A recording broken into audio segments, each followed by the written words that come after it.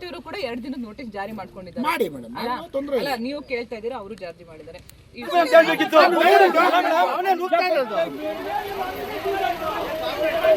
ಹೌದು, ತಿರುಮಣಿ ಗ್ರಾಮ ಪಂಚಾಯಿತಿ ವ್ಯಾಪ್ತಿಯ ಯರ್ಲೆಕ್ಕೇನಹಳ್ಳಿ ಈಗ ರಣರಂಗವಾಗಿ ಮಾರ್ಪಟ್ಟಿದೆ.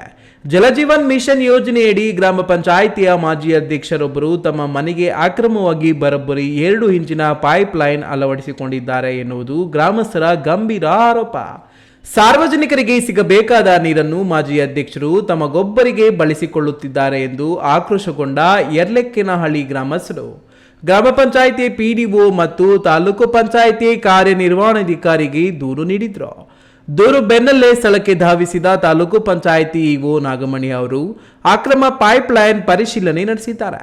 ಅಕ್ರಮವಾಗಿ ಪೈಪ್ ಲೈನ್ ಸಂಪರ್ಕ ನೀಡಿದ ಯರ್ಲೆಕ್ಕೇನಹಳ್ಳಿ ಗ್ರಾಮದ ವಾಟರ್ ಮ್ಯಾನ್ ಅನ್ನು ಸ್ಥಳದಲ್ಲೇ ತರಾಟೆಗೆ ತೆಗೆದುಕೊಂಡ ಇಒ ಮಾಜಿ ಅಧ್ಯಕ್ಷರ ಮನೆಗೆ ಸಂಪರ್ಕ ಕಲ್ಪಿಸಿರುವ 2 ಇಂಚಿನ ಪೈಪ್ ಲೈನ್ ಅನ್ನು 24 ಗಂಟೆಯೊಳಗೆ ತೆರವುಗೊಳಿಸುವಂತೆ ಖಡಕ್ ಆದೇಶ ನೀಡಿದ್ದಾರೆ.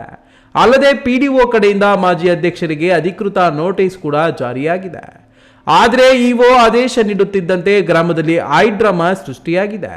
24 ಗಂಟೆ ಅಲ್ಲ, ತಕ್ಷಣವೇ ಅಕ್ರಮ ಪೈಪ್ ಲೈನ್ ಕಿತ್ತೆಸೆಯಬೇಕು ಎಂದು ಗ್ರಾಮಸ್ಥರು ಪಟ್ಟು ಹಿಡಿದ್ರು. ಈ ವೇಳೆ ಮಾಜಿ ಅಧ್ಯಕ್ಷರ ಬೆಂಬಲಿಗರು ಮತ್ತು ದೂರು ನೀಡಿದ ಗ್ರಾಮಸ್ಥರ ನಡುವೆ ತೀವ್ರ ಮಾತಿನ ಚಕಮಕಿ ನಡೆದಿದೆ. ಜಗಳ ವಿಕೋಪಕ್ಕೆ ತಿರುಗಿ ಇಒ ನಾಗಮಣಿ ಅವರ ಕಣ್ಣೆದುರೇ 2 ಗುಂಪುಗಳು ರಸ್ತೆ ಮಧ್ಯದಲ್ಲೇ ಕೈ ಮಿಲಾಯಿಸಿ ಮಾರಾಮಾರಿಗೆ ಇಳಿದಿವೆ. ಪರಿಸ್ಥಿತಿ ನಿಯಂತ್ರಣ ತಪ್ಪುತ್ತಿರುವುದನ್ನು ಕಂಡು ಕಂಗಲಾದ ಇಒ ನಾಗಮಣಿ ಅವರು ತಕ್ಷಣವೇ ಗುಡಿಬಂಡೆ ಪೊಲೀಸ್ ಠಾಣೆಗೆ ಕರೆ ಮಾಡಿ ಮೌಖಿಕ ದೂರು ನೀಡಿದ್ದಾರೆ.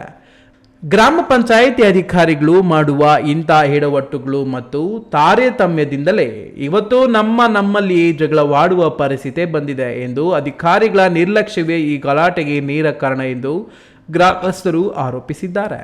ಮಂಜುನಾಥ್ ಬಿ, ಈ ನ್ಯೂಸ್ ಟಿವಿ, ಗುಡಿಬಂಡೆ.